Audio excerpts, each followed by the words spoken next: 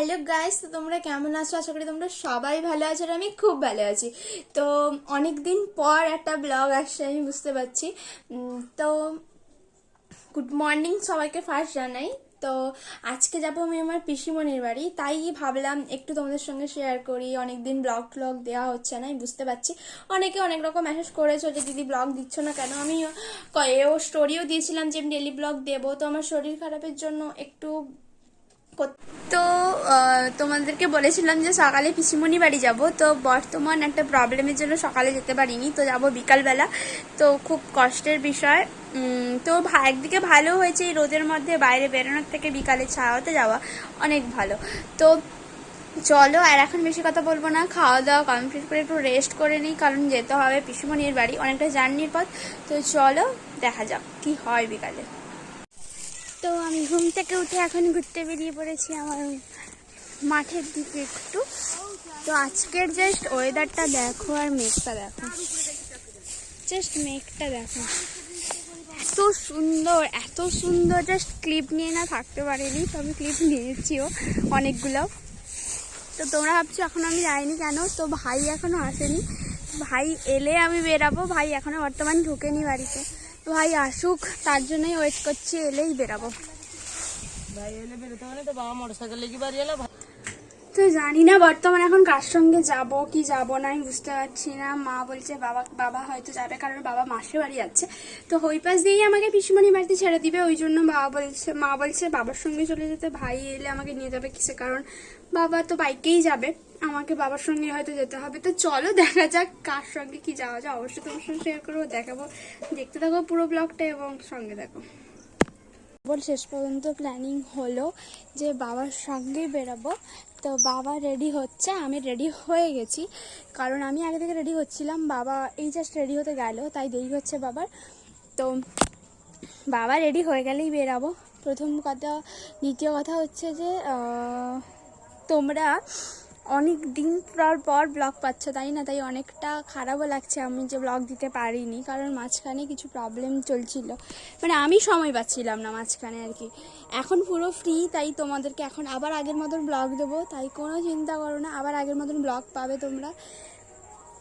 তারপরে 3 নম্বর কথা হচ্ছে, তো এই ব্লগটা কেমন লাগছে অবশ্যই কমেন্ট।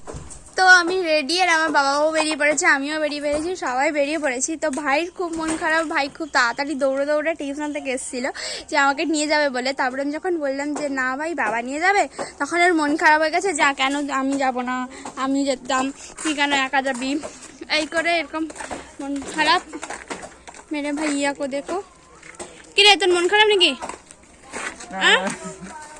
তোর মন খারাপ, তোর মন খারাপ, তোর মন খারাপ একবার বল। আমি কিছু বলবে না, সে তার খুব স্যাড অবস্থা। এদের মন খারাপ, কি এদের মন খারাপ একবার ক। তো চলো একদম পিসিমণির বাড়ি গিয়ে দেখা হচ্ছে তখন, টাটা।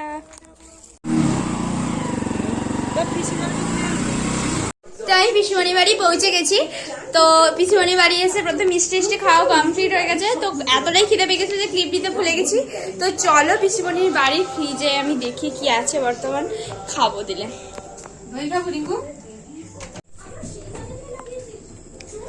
তো পিসিমণির ফ্রিজে অনেক কিছুই আছে, দেখো পিসিমণির ফ্রিজে কি আর রাখবে, লাস্ট অব্দি টাকা পয়সা রেখেছে, দেখে তো যায় না। এরপরে জোয়ান রেখেছে, জোয়ানটা এমন ছিঁড়ছে দেখো, এটাই ছিঁড়েছে, মানে জোয়ান রেখেছে ফ্রিজে। আর কি কি আছে, হ্যাঁ অনেক কিছু খাওয়ার দাওয়ার আছে, দই ঠই, ঠিক আছে। এটা ভর ঠান্ডা ঠান্ডা লাগবে, খাইতে ভালো লাগবে।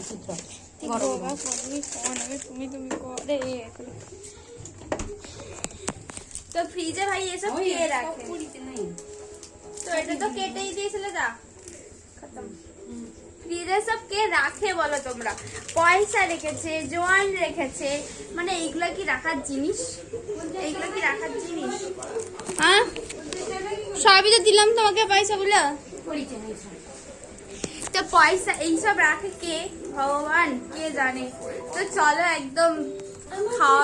হ্যালো, তো গুড মর্নিং। তো কালকে আমি আর ব্লগটা চালু করতে পারিনি কারণ খুব টায়ার্ড হয়ে পড়েছিলাম, এসে ঘুমিয়ে পড়েছিলাম। মানে বুঝতেই পারছি পিসমণি বাড়ি এসে একদম ঘোরাতে মগ্ন হয়ে গেছিলাম আর ব্লগটা মানে ক্যামেরাটা অনই করতে ভুলে গেছি।